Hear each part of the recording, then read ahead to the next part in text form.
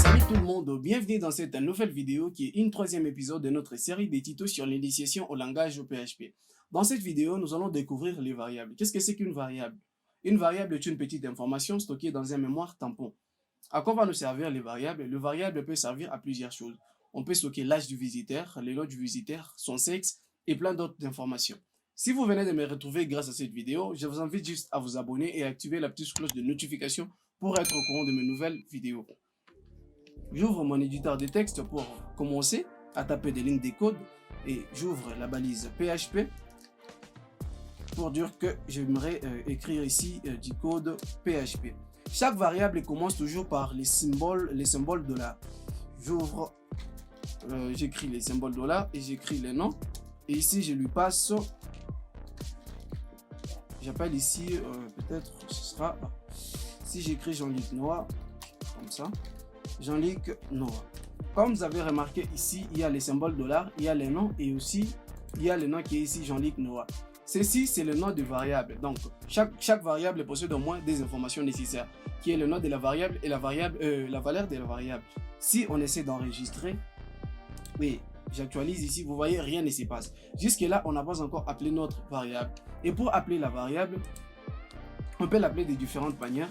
Soit on peut écrire echo et on met $, on met le symbole $, ici et on écrit ici le nom de notre variable et j'enregistre ici et voilà, il nous renvoie le nom de Jean-Luc Noah. Il existe au moins 4 types de variables, soit les entiers, les nombres décimaux, les chaînes de caractères et des variables par vérité. Donc il nous envoie soit il nous envoie 1 qui veut dire true ou soit il nous envoie 0 qui veut dire false. Pour voir les types de variables, c'est simple. Il vous suffit juste de voir, d'écrire comme ceci. Attendez, ok, je supprime ça. Si j'écris vardump, je mets $, et j'écris le nom de la variable ici. J'enregistre et j'actualise. Là, vous voyez ici, c'est écrit string. Donc, string qui veut dire, c'est une chaîne de caractères. Vous voyez, parce que c'est mis entre les des apostrophes ici, les doubles apostrophes ici. Ici, j'ai mis les noms ici. Supposons que je fais ceci. Que si j'écris nom et si j'écris dev team. Si j'écris dev team. Qu'est-ce qui va se passer? Donc, dans le premier temps, ici, on a passé notre variable vous, Jean-Luc Noah. Et dans le deuxième temps, notre variable vaut au moins dev team. Si j'enregistre et j'actualise, ça ne sera plus Jean-Luc Noah, ça sera DevTeam. Vous allez voir ça. J'enregistre et j'actualise. Ici, vous voyez, c'est écrit DevTeam. Et à ce niveau, je crois que c'est clair. Nous allons passer à une deuxième étape des variables du type string et du type integer. Donc, ici, je fais ceci. Je lui passe 12 et je supprime tout ça. Ok, attendez. Je supprime tout ça. Si j'écris number, et ici j'écris 12 et je fais echo,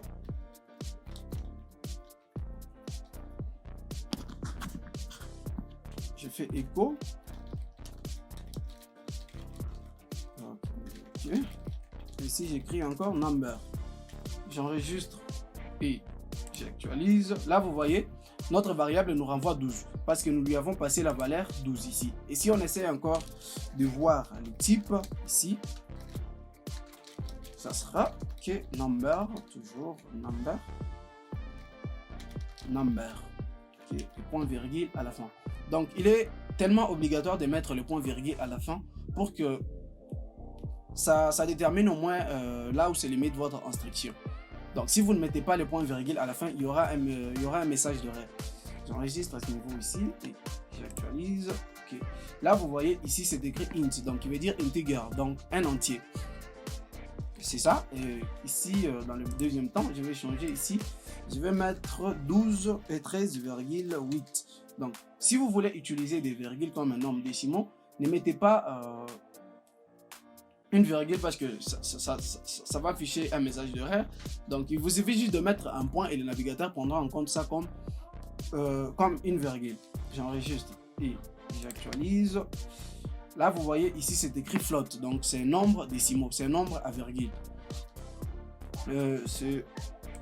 Et encore une fois ici, je mets, attendez, pour savoir que c'est une variable du type, pour tester si c'est une variable du type float ou int, ici on fait juste echo is underscore, je mets peut-être integer, c'est integer comme ça. À l'intérieur, je lui passe juste le nom de la variable. J'enregistre. Ok, j'ouvre l'éditeur. Ok. Vous voyez ici, ça nous renvoie 0. C'est pour cela il n'y a rien. Ça nous renvoie 0. Ce n'est pas une variable du type du type float parce que c'est du type entier. C'est une variable du type bloc float. C'est pourquoi ça nous renvoie rien. Mais supposons qu'ici, je supprime les 8 ici, les points 8 ici, je mets 13, ça va nous renvoyer 1. Comme vous voyez ici, le 1 qui est là, donc c'est vrai. Donc ça nous renvoie true. True qui veut dire vrai. Si ça renvoie 0, il n'y a aucun message, donc on considère ces effets-là comme 0. Donc c'est 0. C'est false. C'est faux. Donc ça veut dire que la variable ne correspond pas à ce que nous, on a écrit ici. Donc, si on peut comprendre à ce niveau bien, c'est toutes les variables en PHP, c'est la valeur qui détermine le type du variable. Ce n'est pas la variable, on peut déclarer soit une variable et on lui passe la valeur nulle. Donc, on détermine la variable sans pour autant lui passer la valeur à l'intérieur. Donc, supposons que l'on fait ceci. J'écris la variable que j'appelle non-user. Non-user. Et ici, je lui passe comme valeur. Désolé. Okay. Je lui passe comme valeur nil. Et j'ai fait echo. Et ici, je mets non user point virgule à la fin. J'enregistre et j'actualise. Là, vous voyez, rien ne s'y passe. Pourquoi? Parce que notre variable ne possède pas de valeur. Si on supprime le nil que nous avons écrit ici en écrivant je suis un paragraphe,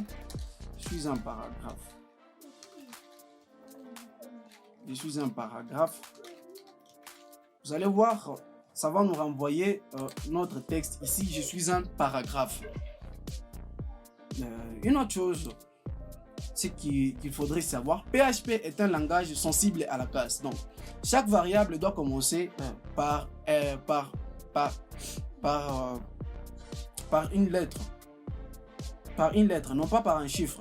Chaque variable doit commencer par une lettre, soit de A à Z. Si vous avez écrit votre variable en majuscule, donc vous devez appeler au moins votre variable seulement en majuscule. Vous allez voir ça avec un exemple qui est très clair. Et ici, on a notre variable ici. Attendez. Si j'ai fait encore echo ici, echo. Ici, j'écris non avec N majuscule, et le reste, je l'écris en minuscule. Attendez, ok. Je modifie ça. Voilà, ok. J'enregistre E. J'actualise. Là, vous avez remarqué, on a un message d'erreur en nous disant que la variable est indéfinie. Donc, on n'a pas défini la variable. Pourquoi? Parce que cette variable ici commence par un minuscule et celle-ci commence avec un majuscule. On supprime tout ça. Et si je fais ceci, attendez, je fais encore print. Ok, c'est print comme ça. Pour voir ce que ça va nous renvoyer ici. Ça va nous renvoyer le même message. Attendez, vous allez voir la différence à ce niveau ici. Non user. Et ici, je change la valeur que nous lui avons passée ici. Ici, je change la valeur que nous lui avons passée. Ici, j'ai mis l'ignora.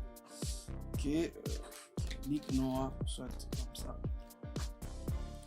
Et à ce niveau ici, j'ajoute un BR à la fin pour que nous puissions faire au moins un saut à la ligne. saut à la ligne ici. Un BR à ce niveau ici. Ok, comme ça. Enregistre et j'actualise. Ok, là vous voyez, on a je suis un paragraphe au-dessus et en dessous il y a les noms des lignes noires parce que nous lui avons changé la valeur dans le deuxième temps. C'est ce que je vous avais dit avant. Donc ici au départ, notre variable noUser comprend la valeur de je suis un paragraphe et on l'appelle à ce niveau ici. Et à ce niveau ici, nous avons changé la valeur de je suis un paragraphe en ligne noire. PHP dispose au moins des variables prédéfinies comme la variable echo $underscore serveur et à l'intérieur nous lui passons user non c'est HTTP plutôt HTTP user agent j'enregistre et j'actualise. Ok. J'ai oublié R ici, au lieu d'écrire serveur, j'ai écrit serveur. Ok, c'est serveur ici. Okay. J'enregistre, j'actualise. Ok, là vous voyez, ça passe bien parce que cette variable, c'est une variable prédéfinie par PHP. Il dispose plein d'autres variables qui sont prédéfinies comme $post, $get, ce sont des variables prédéfinies pour PHP. Donc, c'est quoi une mauvaise manière d'écrire, de déclarer ou soit de déclarer une variable? Supposons que vous déclarez une variable comme suit, comme ceci. Vous écrivez 6, après vous écrivez number, 6 comme ça, number. Ici, mais si on lui passe 12 et faisons echo, voir ce que ça va nous envoyer ici. Donc, si je fais 6, donc $6 number, j'enregistre et j'actualise. Vous voyez, on a un message d'erreur qui est donc parse erreur, syntaxe erreur. Donc, c'est un message d'erreur par rapport à la syntaxe de PHP. Merci d'avoir regardé la vidéo jusqu'à la fin. J'espère qu'elle vous aura plu. Si vous avez des questions ou des suggestions, n'hésitez pas à me laisser en commentaire ou aller sur mon compte Instagram ou Twitter. Je répondrai à toutes vos questions. Et surtout, n'hésitez pas à me laisser les petits pouces bleus pour m'encourager et de partager la vidéo au maximum. C'était Jean-Luc Noah. Je vous dis merci et à la prochaine.